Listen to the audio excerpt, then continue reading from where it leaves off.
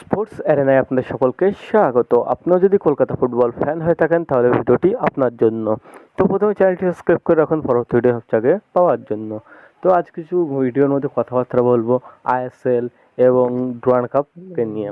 তো প্রথম কথা বলতে গেলে চলে আসছে আইএসএলের প্রথম ম্যাচ। তো ভাবা হচ্ছে 13ই সেপ্টেম্বর হতে চলেছে। তো এই ম্যাচটা হবে ডিফেন্ডিং দুই চ্যাম্পিয়নকে নিয়ে।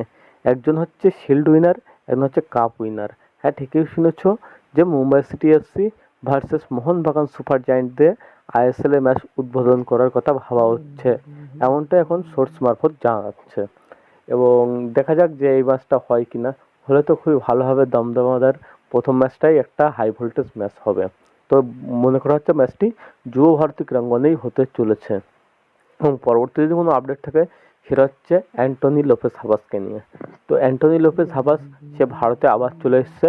সে সবাই যেন ইন্টারকাশির এবার কোচের দায়িত্ব নেওয়ার ক্ষেত্রে সে চলে এসছে ভারতে। তো ইন্টারকাশি সে দেখা যাক এবার আই লিগেও ভালো কেমন পারফর্ম করে, কারণ হাবাস অনেক দিন ধরে সে ভারতে কোচত্ব করাচ্ছে এবং খুবই ভালো তার ফল রয়েছে। তো দেখা যাক ইন্টারকাশি এবার আই লিগ জিততে পারে কি না। এবং পরবর্তী যেটা আপডেট থাকে সেটা হচ্ছে ডুরান্ড কাপ নিয়ে। তো কালকে দুটো কোয়ার্টার ফাইনাল হলো। তো প্রথম কোয়ার্টার ফাইনাল ছিল north east United versus army red.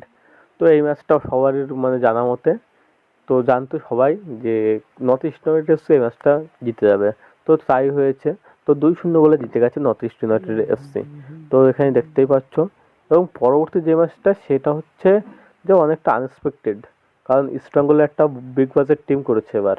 এবং শিলং লাজং সেখানে একটু ছোট টিম, তো অপেক্ষাকৃত ছোট টিম হয়, কিন্তু মানে হোম ম্যাচ বলে তাদের অ্যাডভান্টেজ একটুটা ছিল। তো 2-1 গোলে হারিয়ে দিল ইস্টবেঙ্গলকে শিলং লাজং। হ্যাঁ, মানে তোমরা এখানে দেখতেই পাচ্ছ। তো বলতে গেলে ইস্টবেঙ্গলের ডিফেন্স যা জঘন্য ডিফেন্স, এই ডিফেন্স নিয়ে কোনো কিছু হবে না। এবার বলতে গেলে হেক্টর উস্টে এবং আনোয়ার আলী দিয়ে যদি কোনো কিছু হয় তাহলে এই ডিফেন্স নিয়ে এএফসি চ্যালেঞ্জ লিগ কিছু করতে পারবে, নাহলে কিছু করা যাবে না। তো আজকে এএফসি চ্যালেঞ্জ লিগের ড্র আছে দুপুর 12:30টায়। তো দেখা যাক যে ইস্টবেঙ্গল কোন গ্রুপে পড়ে। তো সেটাও নিয়ে ব্যাপার। আর সন্ধ্যাবেলা মানে বিকেলের দিকেই তুমি সন্ধ্যাবেলার দিকে খবর পেয়ে যাবে আনোয়ার আলীর খবরটা কী হলো। তো আনোয়ার আলী আজ আছে পিএসসির মিটিংয়ে, হিয়ারিং আছে। তো সেখানে বোঝা যাবে আনোয়ার আলীর ব্যাপারে কী হলো, মানে কম্পেনসেশন বা ব্যান ট্যান ওইসব কী হলো না সেটাও খবর পাওয়া যাবে। তো ভিডিও ভালো লাগলে লাইক কমেন্ট শেয়ার করো। তো ভিডিও শেষ করবো, দেখা হবে পরবর্তী কোনো পর্বে।